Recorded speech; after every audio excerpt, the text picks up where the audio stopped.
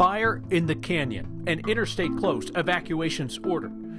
Far-right extremists promised violence in northern Colorado, and from the video, it looks like they delivered.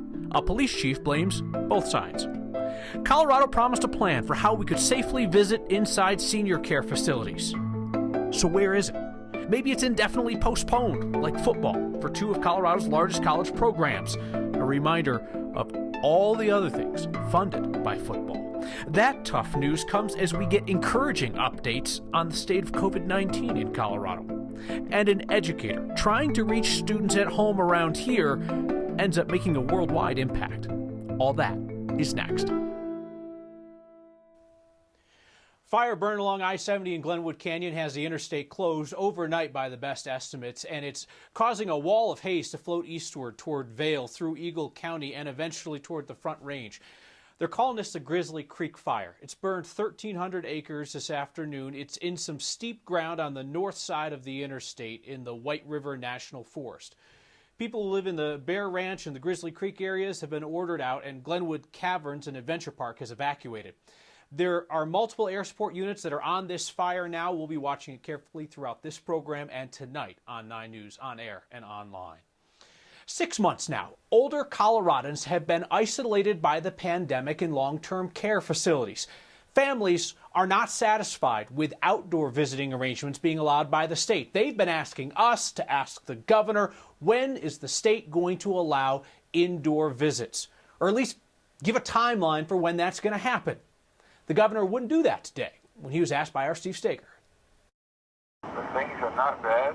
No, things are fine. The last time we saw Sarah Spalding, she felt helpless, only seeing her parents in their long-term care facility through the window, watching them fade away. They call us routinely and say, please visit. Things have improved since that day in June. New state guidance now allows Sarah and her sister to sit with their folks at a safe distance outside. An improvement, sure. It's too noisy outside. There's too much ambient noise. But it still has its challenges. The time slots are limited, the weather doesn't always cooperate, and nature makes it hard to connect. For my dad, it's been extremely difficult.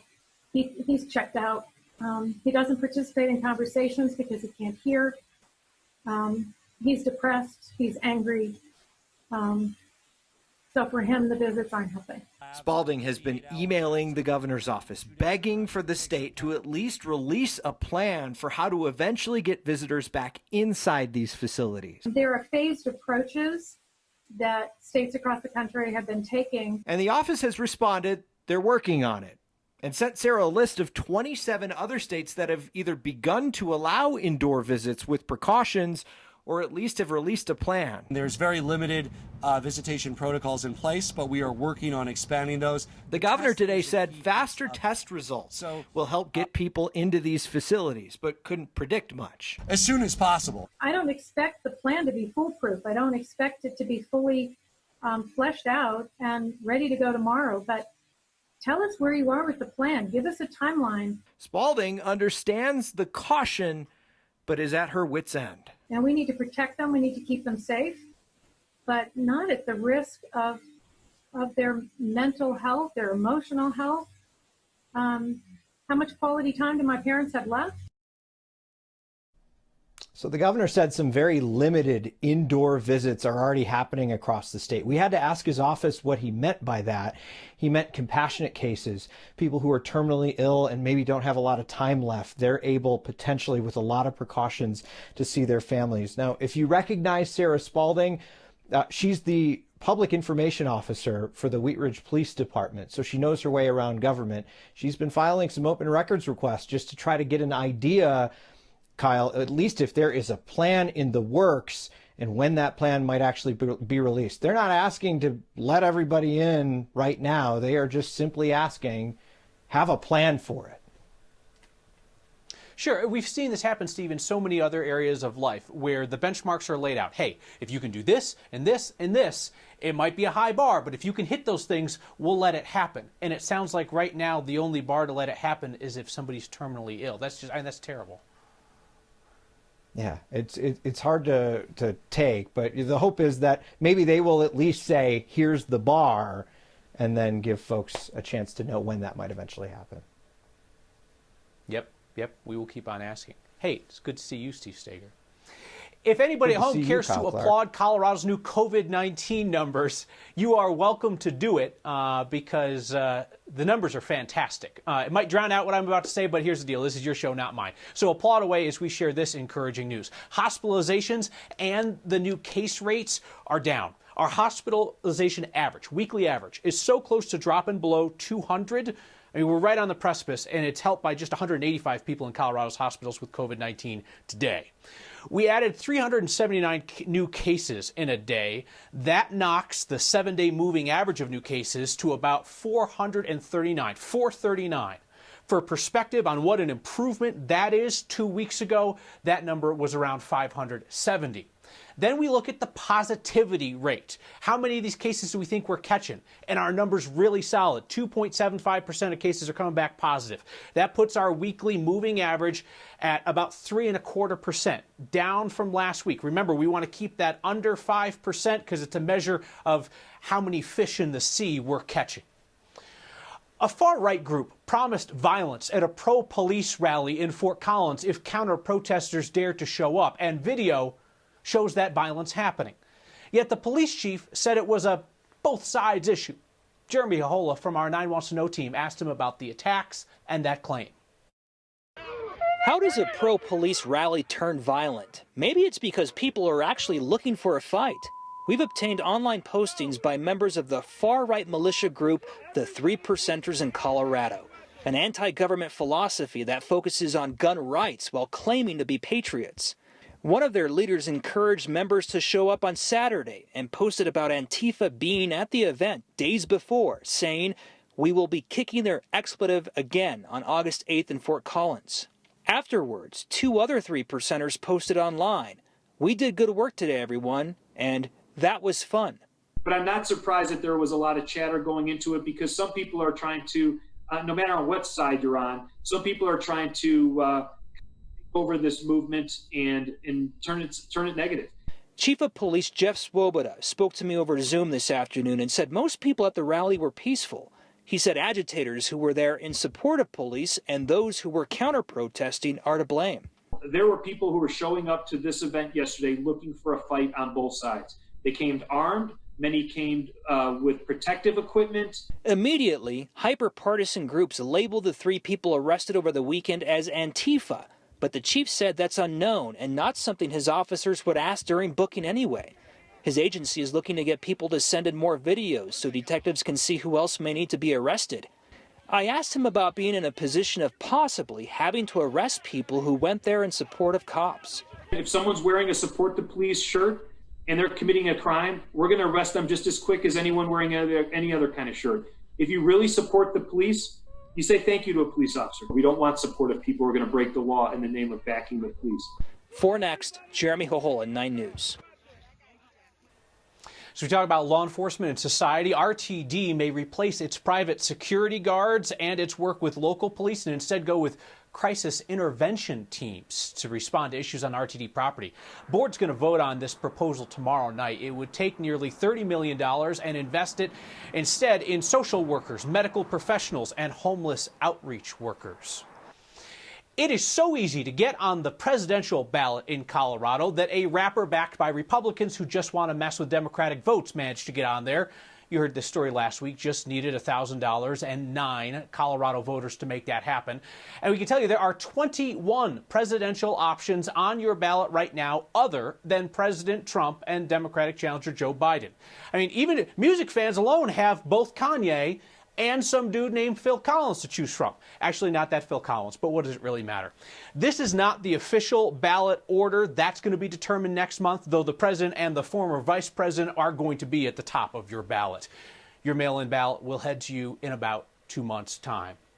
Before we take a quick break here, I have been gone for a bit. Hey, my thanks to Anusha Roy and Jeremy Hohola and Steve Steger and Marshall Ellinger, who all very capably filled in while I was away. A brief word about the reasons for my absence next. A year without college football is going to seriously mess up some budgets, like big-time university budgets. We look at a couple in Colorado. You can take educators out of the classroom, but they'll keep teaching and keep connecting with kids. For the upcoming school year, I've started this talk show. we check in with a school psychologist that we've been following through the pandemic.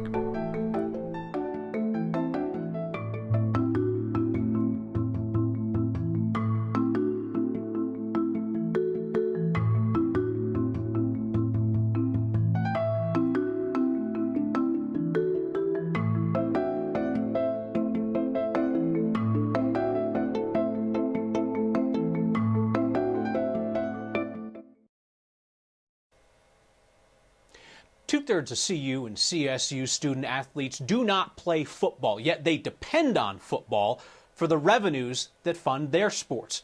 CSU's not going to play football this fall. Mountain West made that announcement this afternoon. CU and the Pac-12, they meet to decide tomorrow. Our Marshall's Ellinger looks at the far-reaching impact on all college sports. When Ralphie leads the CU football team onto Folsom Field, she's also leading the CU Athletic Bank account. CU football and CU men's basketball are the only two sports at any of the Colorado colleges that make money. Let me say that again for those in the cheap seats. Every other sport in every other college in Colorado loses money. Last year, CU football earned $43 million and spent $29.6. The sport made almost $13.8 million, which is kind of important because women's basketball, men's and women's golf, women's lacrosse, men's and women's skiing, women's soccer, women's tennis, men's and women's cross country and track and field, and women's volleyball combined lost $12 million. I didn't mention men's basketball because that team netted $2 million. Even the most talented teams at CU are reliant on football. CU skiing has 20 championships. That's 19 more than the football team. Last year, skiing earned $456,000, but carved out of the account almost twice that. CU cross country has 8 titles between the men's and women's teams. Together, the teams earned $760,000, but ran through almost $3 million. The money is not really different in Fort Collins. CSU football is the big earner, $20 million, but last year spent $25 million. Men's basketball lost $3 million. Women's basketball down $2 million. The women's swimming and diving team created a small splash in revenue, $29,000. It cost almost $1 million to compete. As a CSU spokesman told me, it's a complicated financial structure, but suffice to say, a year without football would have significant financial impacts. Even though CSU football is $5 million negative, there's another section of the budget that I didn't show where the overall athletic budget is positive when you take into account money from sponsorships and money from the NCAA and Mountain West Conference that wouldn't exist without football and won't exist right now if football's not being played. And Kyle, I should point out, CU might have a positive that they're not paying fired coaches in the future, so that's going to free up some money even if no sports are being played. Hey, how about that? Thank you, Marshall. So we've learned during this pandemic time that you're supposed to wash your hands for as long as it takes to sing Happy Birthday twice. Who are we singing to exactly? I mean, I can't be the only person who kind of hums it in my head while I'm scrubbing my hands, and then you get to the name part and you kind of awkwardly pause each time. That's what I was thinking as I stood at the sink in the hospital. I was washing my hands and singing Happy Birthday.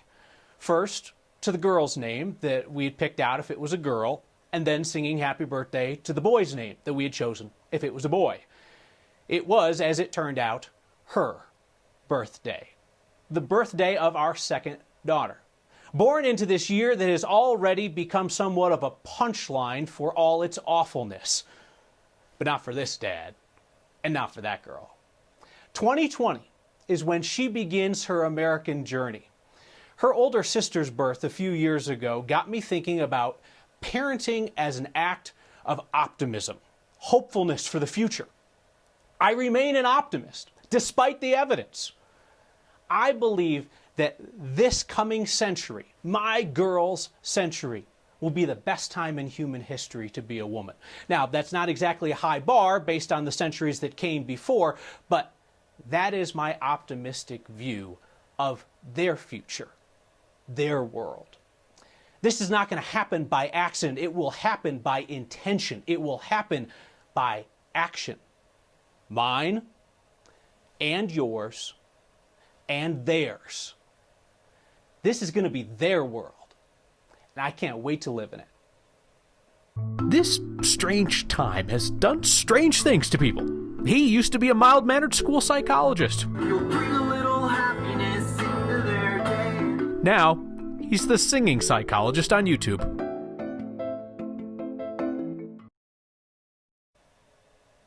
We met Adam Parker back in March. The Cherry Creek school psychologist was making YouTube videos for kids on how to manage their feelings during the pandemic. His work has gone global, so we caught back up with him to see what's next. Some days we'll have lessons.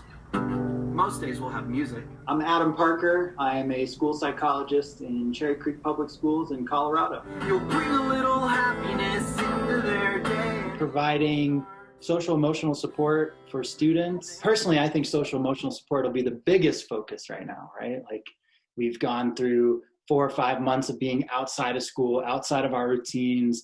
People could have lost jobs. Mr. Parker here live from my backyard. From March to about the end of May, I created 47 social emotional little video lessons. For the upcoming school year, I've started this talk show. I am always here to listen. Really, the idea is a special guest, a musical guest, have some kids segments. It's just that connection of adults, kids, everybody is going through this and working together and trying to stay positive and use some of those coping skills to move forward. I have people commenting on my videos from South Africa, like, me and my family are watching this. It's awesome. It's 2 a.m. here and it's 7 there. Because it wasn't just me, it was everybody in our company. There is a little bit of anxiety. There's a little bit of nervousness, but I hope that there's some comfort in knowing we're all feeling that. But ultimately, knowing that it's okay to have feelings and to just keep talking about them and keep having them and be okay with them. And I really look forward to seeing you next week. We can look ahead to what might come in the future and just control what we can, which is our mood. Bye! So how are you feeling? How are you doing? I am always here to listen. Tell me something good. I really missed each and every piece of your feedback while I was gone. That's not true at all. There was a large portion of it that I did not miss at all. But you always get the last word. Next.